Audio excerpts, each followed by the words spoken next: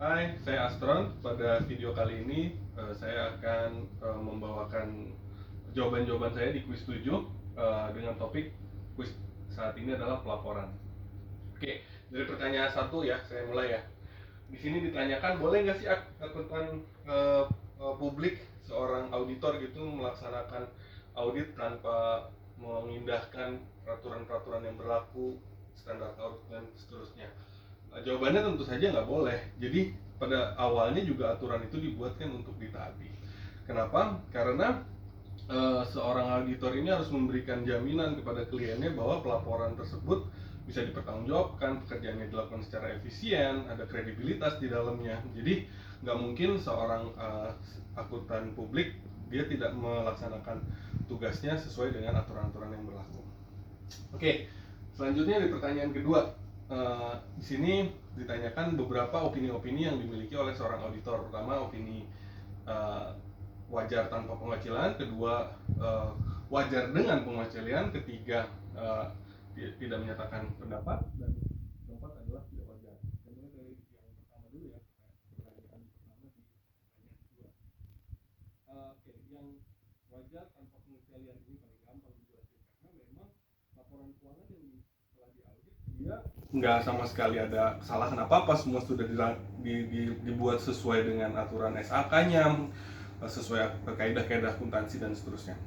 Yang opini kedua, wajar dengan pengecualian. Biasanya di sini seorang auditor dia belum mengumpulkan bukti-bukti yang cukup untuk menyatakan ini tuh tidak wajar gitu. Tapi dalam kesimpulannya dia merasa salah sajinya pun tidak material gitu. Nah, yang ketiga yang tidak menyatakan pendapat. Jadi biasanya kalau dia tidak menyatakan pendapat ini karena skop auditnya tuh terbatas gitu. Jadi auditor menyatakan tidak menyatakan pendapat. Dan yang terakhir adalah tidak wajar. Ini yang paling gampang ya, benar-benar opositnya dari opini pertama, wajar tanpa pengecualian, yaitu tidak wajar. Jadi auditor menemukan nih bukti-bukti yang cukup untuk menyimpulkan bahwa laporan keuangan yang disajikan itu tidak sesuai atau tidak wajar. Kita lanjut di pertanyaan ketiga. Di sini pertanyaan ketiga dinyatakan saat di proposal ada paragraf dengan judul penekanan suatu hal. Itu maksudnya apa sih? Jadi maksudnya seorang auditor ingin menarik perhatian kita terhadap satu hal dalam laporan keuangan tersebut. Jadi menurut penilaian auditor sangat penting bahwa hal tersebut, makanya dia menyampaikan hal ini. Pertanyaan keempat, kapan sih akuntan publik menggunakan paragraf hal lain? Nah, di sini tuh akuntan ingin mencoba untuk mengkomunikasikan, menyampaikan hal-hal lain yang di luar proposal, dan itu dianggap relevan oleh seorang auditor itu. Oke, next, pertanyaan kelima. Apa sih kepastian negatif itu? Negatif assurance ya. Jadi di sini adalah pernyataan dalam laporan audit atau suatu komentar tambahan dari luar. Biasanya contohnya nih, akuntan tidak mengetahui adanya modifikasi dalam laporan keuangan yang disajikan. Terus apa sih yang disebut dengan positive assurance atau kepastian positif? Nah, biasanya ini adalah pernyataan yang sesuai dengan opini audit akuntan publik dan menegaskan bahwa opini tersebut dipercaya.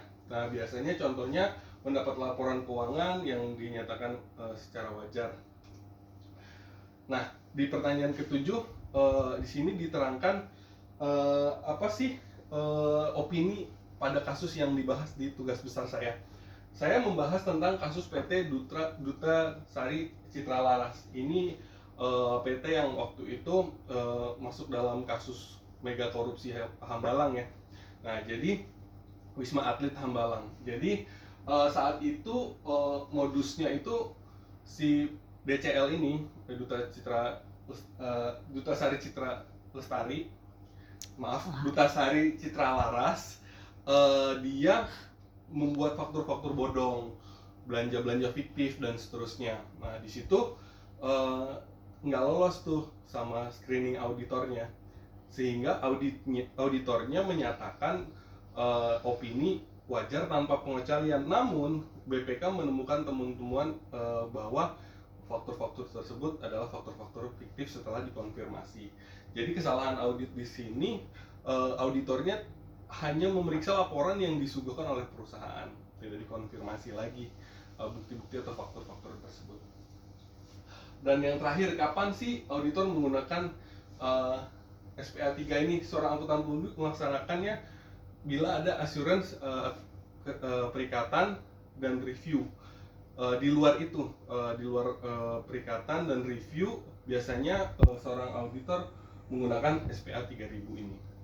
Oke, setelah saya menjawab pertanyaan ke-8 itu, berakhirlah sudah video ini. Saya sudah mencoba menjawab semua pertanyaan dalam forum ini. Moga-moga pertanyaan saya dapat menjadi informasi, wawasan yang baru bagi setiap orang yang melihat dan menyaksikan video ini. Terima kasih.